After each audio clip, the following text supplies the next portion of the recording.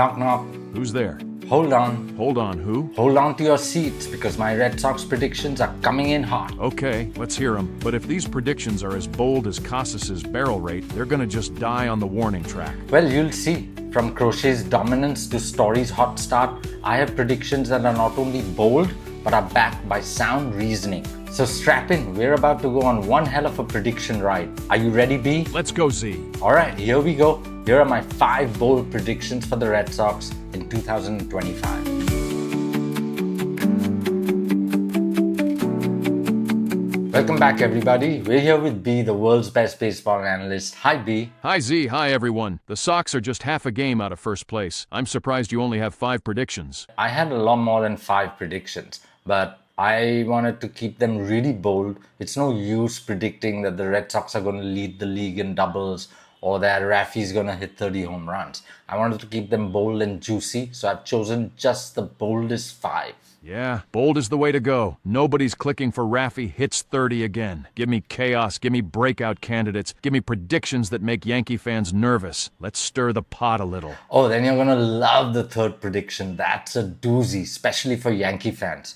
Alright, let's kick this off with the spicy first prediction. I predict that Garrett Crochet is going to win the AL Cy Young Award. I know it sounds crazy, but after what we've seen so far, I don't think it's so far-fetched. Whoa, opening with a flamethrower, literally. I mean, yeah, Crochet's looked like a legit ace through April. But Cy Young, that's jumping into the deep end, Z. Well, let me lay it out for you. Through his first 5 starts, he's rocking a 1.13 ERA with 35 strikeouts in 32 innings. He's given up a measly 4 earned runs. And when he's pitching, hitters are just guessing up there. That fastball sits at 95 to 98 and it's exploding late. His cutter is surgical. And most importantly, he's in total control. No more command issues, no more inefficiency. He's absolutely dictating games right now. No argument on the stuff. He's got top 5 stuff in the AL right now. But here's the thing. He just made the full transition to starting last year. Yes, he made 32 starts and threw nearly 150 innings for the White Sox. That's a big step. But he still hasn't crossed that true workhorse threshold. And holding that level across 180 to 200 innings, that's a different beast. Yeah, he did slow down a bit in the second half last year, but that makes sense. That was his first year as a starter. This year, the leash is off. They're letting him go full tilt and they expect him to deliver a workload that's fit for an ace. So what do you think, B? Can he hold up for 180 plus innings? Because if he does and he's bringing this stuff every 5th day, then the Cy Young becomes realistic, not just optimistic. It's possible. His mechanics are cleaner this year and his efficiency has improved. Fewer deep counts, more early outs. But until we see him grind through August and September while maintaining this level, it's still a gamble. And you know the Cy Young voters? They want volume. It's hard to win the award if you don't throw 180 plus innings, no matter how dominant you are. Yeah, the other thing that has me super excited about Crochet is that in all his post-game interviews, he's been saying that he's not fully feeling it yet, that he feels his best is yet to come. After his 6 shutout innings on the weekend, he said, "I feel the way I'm throwing the ball isn't up to my par." Alex Spear of the Boston Globe put up a great article about saying exactly that according to Crochet, his best is yet to come.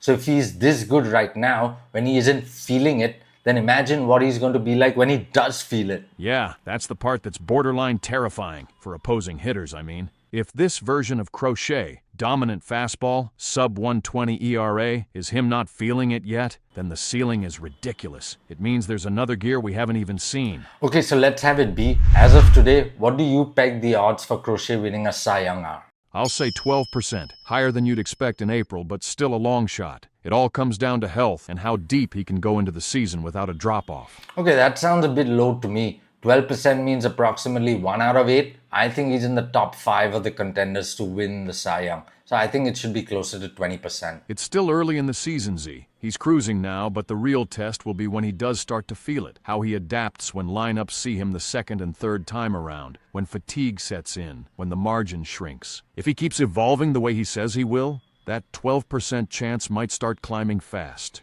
Fair enough. We'll keep checking on these predictions as the season progresses, so we'll keep track. Oh, and a quick reminder, folks. If you like bold takes, bad jokes, and Red Sox dreams that might actually come true, go ahead and smash that subscribe button. It won't improve Casas's barrel rate, but it will help our channel grow. Nice. Okay, on to prediction number 2. And I've been waiting for 3 years for this one. And the prediction is that Trevor Story goes 30-30 for the first time this season. That's right, 30 homers, 30 stolen bases, the full 5-tool revenge tour. Whoa, hold up. That Trevor Story? The one who's missed significant time in all 3 of his Boston seasons so far? You're telling me he's suddenly going 30-30 this season, even though he's never done it before? Yeah, I am. And I'll tell you why. Since spring training, this is the healthiest we've seen Story look in a Red Sox uniform, maybe ever. Through 23 games, he's already got 5 home runs and 6 stolen bases, and he's slashing 337, 366, 528. That's not just a bounce back, that's full-on beast mode. He's turning on fastballs, punishing mistakes, and running with freedom again. If he keeps up anything close to this pace and plays 140 plus games,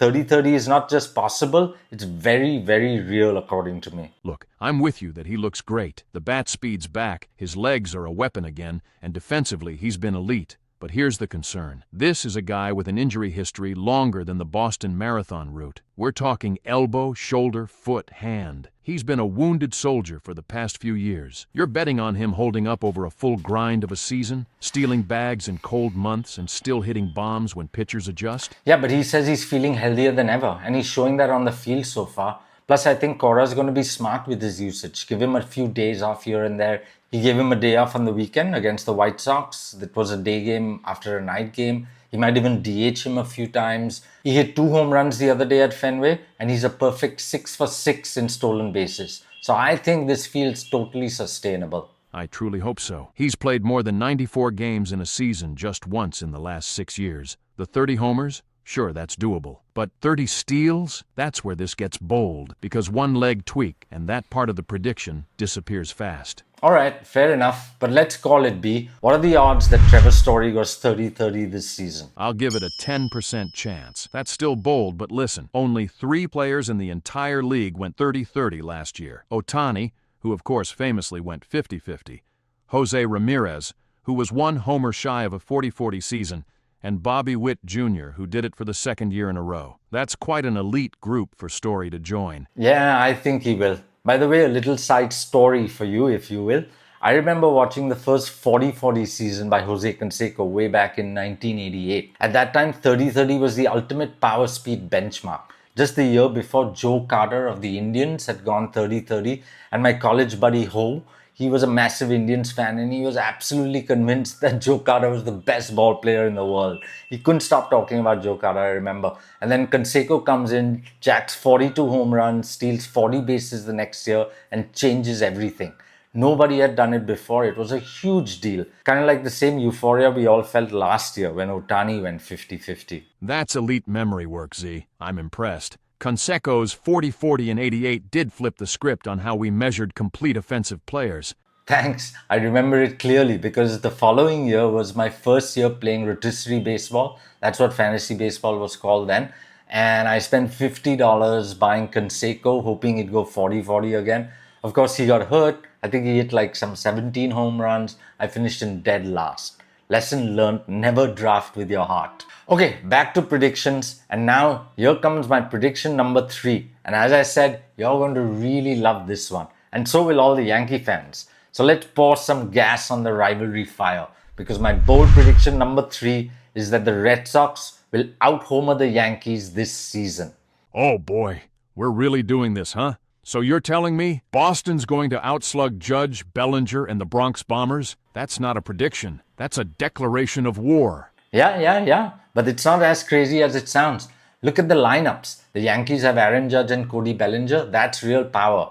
But after that, Stanton's injured again. They signed Goldschmidt, sure, but he's 36 and clearly not the same bat. And the rest of the lineup, I think it's thinner than it's been in years. I'd like to remind you that the Yankees currently lead the majors with 41 home runs, while the Sox have hit only 25, good for 14th place. So yeah, not exactly neck and neck right now. Okay, but hear me out. In Boston, the power is spread out. We don't have one Judge, but we've got danger in every part of the lineup. Bregman could hit 35. Remember, he hit 41 back in 2019. And Fenway plays perfectly to his strengths. Trevor Story is healthy and mashing. We already talked about that. Looks like a 30-homer guy again. And Devers is Devers. He's good for 30 in his sleep. That's 3 legit 30 home run threats. Then you've got Villar Abreu, who's in the middle of a breakout year. He jacked one out on the weekend.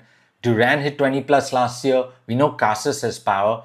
If Campbell and Rafaela even flirt with 20, we're talking 8 guys with legit power. This lineup goes deep 1 through 9. And that's what makes this bold, but not outrageous. But I'll say this, I'm still skeptical. The last time the Sox out-homered the Yankees was 2016. It's been nearly a decade. So history, not on your side. And also, you would really need Casas to find his rhythm. If that happens, with the Sox already trending up in slugging, this lineup could get loud in a hurry. Yeah, talking about Casas, that's my other angle here. If Casas turns it around, great, we get a power surge and hopefully 30 home runs. But if it's mid-May and he's still batting under 200, I think Breslow makes a move. A right-handed power bat, maybe someone like Josh Bell or someone else who could benefit from a change of scenery. Either way, it boosts the home run total. That's actually smart. This front office isn't going to watch the lineup stall in the heart of the order all summer. If Casas doesn't step up, someone else will. And that added bat could be the swing that tips the scales. Okay, B. So what do you think are the odds that they actually pull this off?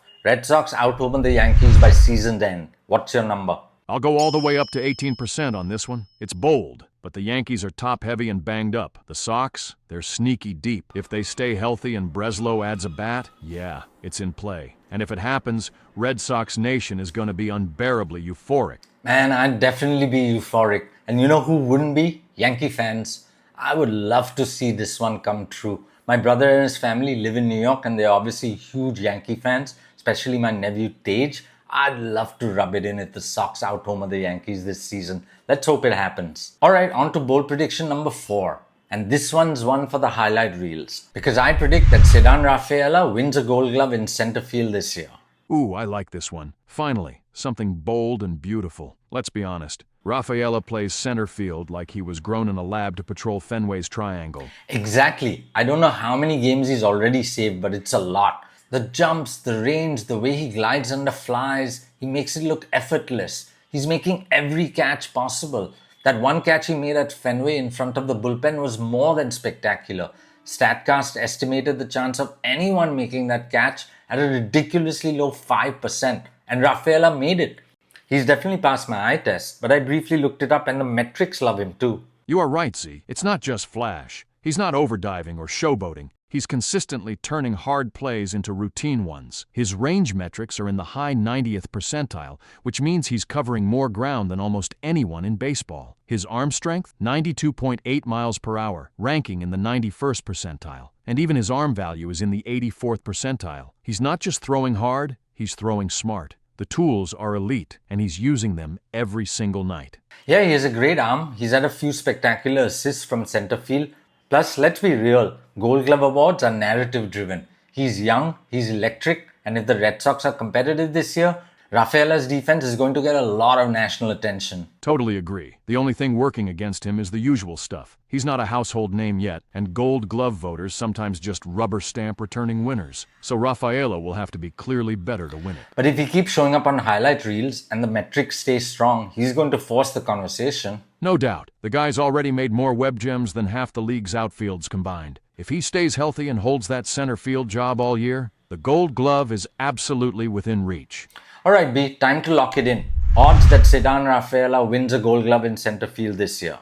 I'm going 20% here. He's got the talent, the metrics, the eye test, and the stage. Now he just needs the reps and the recognition. I like that. Alright, bold prediction number 5. And we're going full underdog mode here.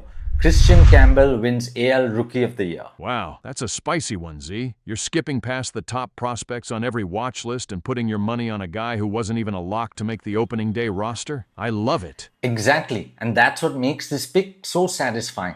This is the kind of prediction I love. A kid who wasn't on anybody's radar but is forcing his way into the Rookie of the Year conversation with pure performance. No hype, no politics, just production. Kristian Campbell didn't get the fanfare of a Jason Dominguez or a Jacob Wilson. But guess what? Through 3 weeks, he's outplaying most of them.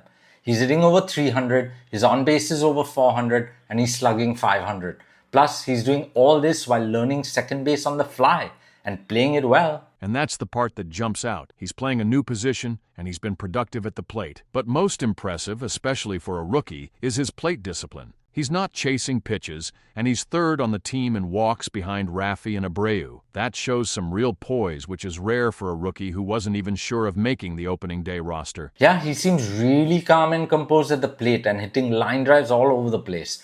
When you got a rookie who can work counts, hit for average, and hold his own defensively, that's huge. Totally. But now let's talk reality. Campbell's path to Rookie of the Year is real, but it's not easy. There are a lot of high-profile rookies in the AL this year. Like you mentioned earlier, Jason Dominguez and Jacob Wilson, they've got the hype, pedigree, and they're getting everyday reps. The A's also just called up their top prospect Nick Kurtz. So if Campbell's going to win it, he's got to keep producing. No slumps, no slow fades, just impact all season long. Yeah, but none of them are producing like Campbell right now. Maybe Wilson is close, but the A's aren't going to contend. The other thing with Campbell is that he's already earned Alex Cora's trust, and Cora seems to love him, so he's going to stay in the lineup. So if the Sox stay competitive and Campbell keeps producing like I think he will, he has a legitimate shot at Rookie of the Year. You are right. Voters love a good story. If Boston gets into the postseason and Campbell is a key piece of that, forget the pedigree. Production wins. Alright B, give it to me straight. What are the odds that Kristian Campbell wins Rookie of the Year this year? I'll go 10%. That's high for a guy who wasn't on the radar 3 weeks ago. But if he keeps hitting like this, plays 140 games and the Sox stay in the mix, he's absolutely in the conversation. And there you have it. 5 bold predictions for the Red Sox in 2025. Just to recap, Crochet for Cy Young, you said 12% odds. Story goes 30-30, you said 10%. The Sox out-homer the Yankees, 18%. Rafaela snags a Gold Glove in center field, 20%. And Kristian Campbell wins Rookie of the Year, 10%.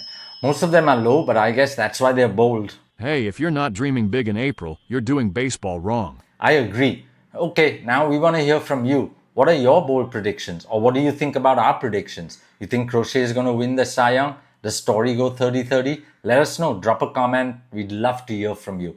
By the way, B, in our last Casas video, we actually got a good comment, so I'd like to call it out. We asked the audience what they would do with Casas and gave them 4 options. Sit him, option him, trade him, or just ride it out. Jimbo Jazz commented with a 5th option, which simply said eye exam. I thought that was pretty funny. Good one, Jimbo Jazz. So drop a comment and we'll shout out our favorite one in the next video. Make it bold, make it wild, and hey, bonus points if it involves the Yankees finishing 4th. Anything else you want to add, your B? Only this. Every great season starts with belief and a little bit of chaos. If the Sox hit even 2 of these 5 predictions, it's going to be a hell of a summer in Boston. I'd like 3 out of 5 at least. That's a winning record.